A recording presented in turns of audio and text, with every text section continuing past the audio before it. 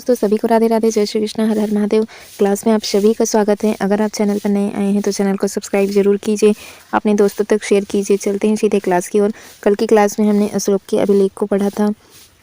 1837 ईस्वी में James friendship ने सबसे पहले अशोक के अभिलेख को पढ़ने में क्या की थी, सफलता प्राप्त की थी।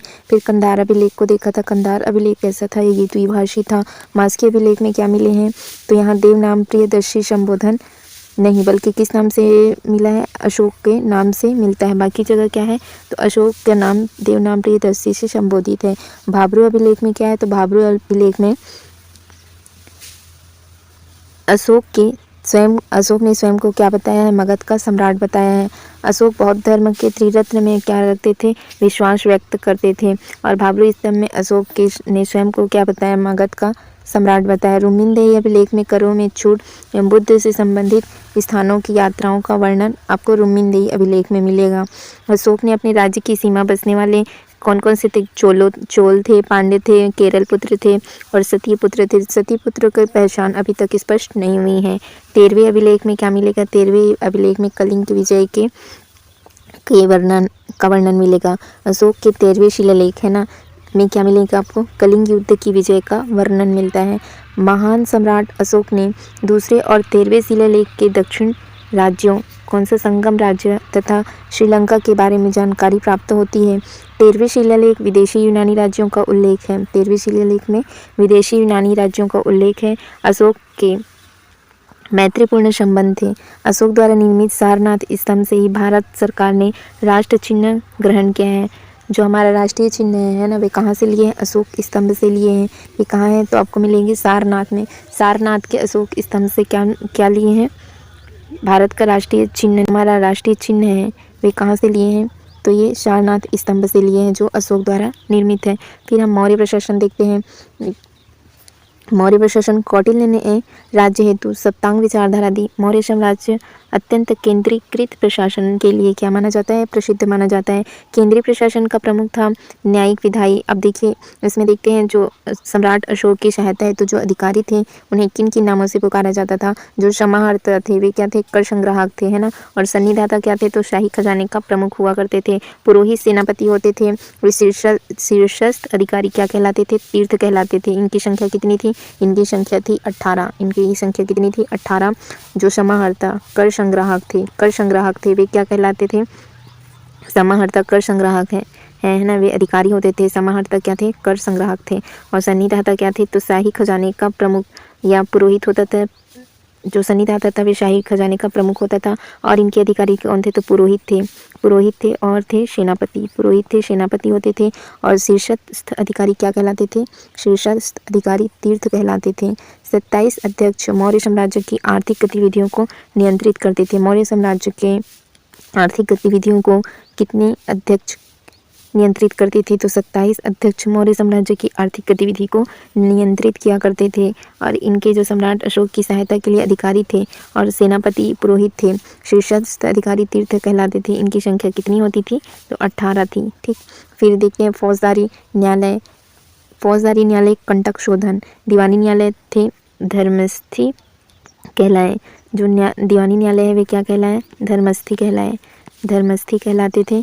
और फौजदारी क्या कहलाते थे, फौजदारी न्यायालय कंटक शोधन। फौजदारी न्यायालय को कंटक शोधन, दीवानी न्यायालय को धर्मस्थी कहते थे। एक ही स्थान पर रहने वाले गुप्तचर संस्थान और भ्रमण करने वाले क्या थे, संचरण। ठीक है, संचरण से याद कर रखेंगे आप, भ्रमण करने वाले। संचरण कौन थे, जो क्या करते थे, भ्रमण करते थे, वे क्या कहलाए, संचरण कहलाए। और जो एक ही स्थान पर रहते थे वे क्या कहलाते थे, गुप्तचर। वे क्या कहलाते थे, संस्थान कहलाते थे। जो एक ही स्थान पर रहते थे संस्थान कहलाते थे। जो भ्रमण करते थे, जो भ्रमण करने वाले थे उसको क्या कहते थे, तो संचरण कहते थे।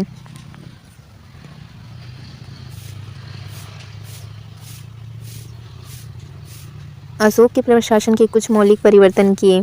उनके राज्यारोहण के कितने वर्ष, तो 14वें वर्ष नए अधिकारियों की नियुक्ति किए थे ना। वे क्या कहलाए, तो धर्म महामात्र कहलाते थे। वे क्या कहलाते थे, धर्म महामात्र। ये अशोक के राज्यारोहण के कितने वर्ष, 14वें वर्ष अशोक के राज्यारोहण के 14वें वर्ष जो नए अधिकारियों की नियुक्ति हुई वे धर्म महामात्र कहलाते थे। इनका कार्य क्या था? तो जनता के आध्यात्मिक एवं नैतिक कल्याण हेतु क्या करना था? प्रयास करना था। अशोक ने सर्वप्रथम इस सिद्धांत का प्रतिपादन किया कि संपूर्ण प्रजा क्या है? मेरी संतान है। उसने न्याय कार्य करने के लिए रज्जुकों किसकी नियुक्ति की थी? रज्जुकों की नियुक्ति की थी। मौर्य देखते हैं, मौर्य साम्राज्य का अंतिम सम्राट ये पूछा जाएगा। मौर्य साम्राज्य का अंतिम सम्राट कौन था? तो बृहद्रथ था। मौर्य साम्राज्य का अंतिम सम्राट बृहद्रथ था। कलहन ने कौन सी पुस्तक लिखी? कलहन ने राजतरंगिणी की रचना की और राजतरंगिणी के अनुसार अशोक ने श्रीनगर की स्थापना की। श्रीनगर की स्थापना किसने की? अशोक ने की। ये कलहन के राजतरंगिणी में वर्णित है। ठीक है, ये कलहन की राजतरंगिणी में वर्णित है। अशोक ने 84,000 स्तूपों का क्या करवाया था? निर्माण कराया था। अशोक ने 12 बार एवं दशरथ ने नागार्जुनी गुफाएं आजीविकों को समर्पित की। अशोक के गुरु कौन थे? अशोक के गुरु का नाम था उपगुप्त। अशोक के गुरु कौन थे? उपगुप्त थे। अशोक ने अपने पुत्र महेंद्र और संघमित्रा को क्या किया था? बौद्ध धर्म के प्रचार के लिए श्रीलंका भेजा था। कहाँ भेजा था? श्रीलंका। अशोक ने 250 ईसा पूर्व पाटलिपुत्र में तृतीय बौद्ध परिषद आयोजित किया था। कब? 250 ईसा पूर्व में। इसको हम पिछले क्लास में पढ़ चुके थे। इसके अध्यक्ष कौन थे? तो मोगलीपुत्र तिष्य इसके क्या थे? मोगलीपुत्र तिष्य है ना। मोगलीपुत्र तिष्य इसके क्या थे? इसके अध्यक्ष थे, है ना। इसको अशोक ने आयोजित कराया था। कहाँ आयोजित हुआ था? ये आयोजित हुआ था पाटलिपुत्र में।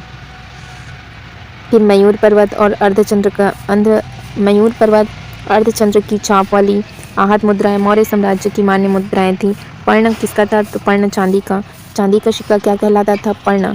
और विनिमय जो हमने पढ़ा उसको हम रिवीजन कर लेते हैं। आज की क्लास में हमने क्या क्या देखा? भाब्रू अभिलेख में आपको क्या मिलेगा? तो सम्राट अशोक ने इस अभिलेख में बताया कि वह मगध का सम्राट है ना। इस अभिलेख में पता चलता है कि मगध का सम्राट अशोक था।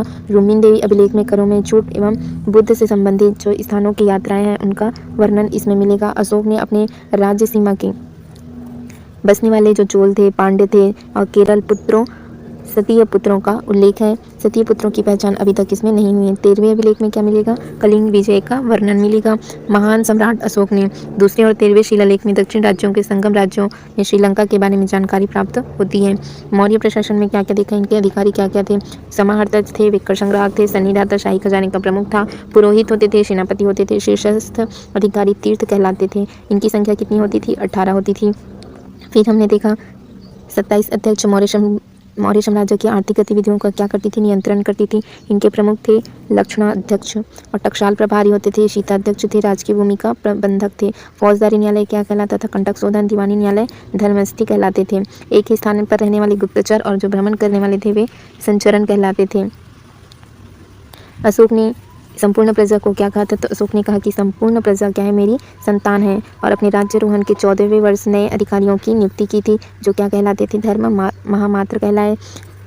न्याय कार्य करने के लिए रज्जुकों की नियुक्ति की थी। न्याय कार्य करने के लिए रज्जुकों की नियुक्ति की थी। फिर मौर्य सेना पाटलिपुत्र का वर्णन था। 6 विभाग 30 सदस्यीय समितियों को संचालित करने के लिए किया जाता था। अन्य महत्वपूर्ण तथ्य में हमने देखा कि मौर्य साम्राज्य का अंतिम सम्राट कौन था? बृहद्रथ था। कलहन ने कौन सी पुस्तक लिखी? राजतरंगिणी ने उसने अशोक के श्रीनगर की स्थापना का वर्णन किया है ना। कलहन ने अपनी राजतरंगिणी में वर्णित किया कि अशोक ने श्रीनगर की क्या की थी? स्थापना की थी। अशोक ने 84,000 स्तूपों का क्या किया था? निर्माण कराया था। अशोक ने 12 बार एवं दशरथ के नागार्जुनी गुफाएं आजीविकों को क्या है? समर्पित है। अशोक के गुरु कौन थे? उपगुप्त थे। अशोक ने अपने पुत्र महेंद्र और संघमित्रा को बौद्ध धर्म के प्रचार के लिए श्रीलंका भेजा था। अशोक ने तीसरी बौद्ध परिषद आयोजित किया था। कहाँ? पाटलिपुत्र में। कब आयोजित किया था? 250 ईसा पूर्व में आयोजित किया था। इनके अध्यक्ष कौन थे? मोगलीपुत्र तिष्य थे। मयूर पर्वत अर्धचंद्र की छाप वाली आहत मुद्राएं मौर्य साम्राज्य की मान्य मुद्राएं थी। पर्ण किसका सिक्का था? तो पर्ण चांदी का सिक्का होता था जो विनिमय की मानक मुद्रा थी। अशोक ने गवर्नर यमराज ने सुदर्शन चील में से क्या निकलवाई थी? नहरें निकलवाई थी। मेगस्थनीज ने किसकी रचना की? मेगस्थनीज ने इंडिका की पुस्तक ली। कौटिल्य ने अर्थशास्त्र की रचना की। कौटिल्य को चाणक्य और किस नाम से जाना जाता है इसे? तो कौटिल्य को चाणक्य और विष्णुगुप्त के नाम से जाना जाता है। किस नाम से? विष्णुगुप्त के नाम से जाना जाता है। कौटिल्य ने अर्थशास्त्र की रचना की और उन्होंने क्या क्या इनकी राजनीतिक जो नीतियाँ थी उन पर, अशोक की जो राजनीतिक नीतियाँ थी उन पर प्रकाश डाला था। ठीक है दोस्तों, आज की क्लास हम यहीं तक रखते हैं। नेक्स्ट पार्ट आएगा उसमें हम किसी और टॉपिक को पढ़ेंगे। आज की क्लास यहीं तक रखते हैं। अगर आप चैनल से जुड़े रहना चाहते हैं तो चैनल को सब्सक्राइब करके जरूर रखिए। Thank you friends, thank you all.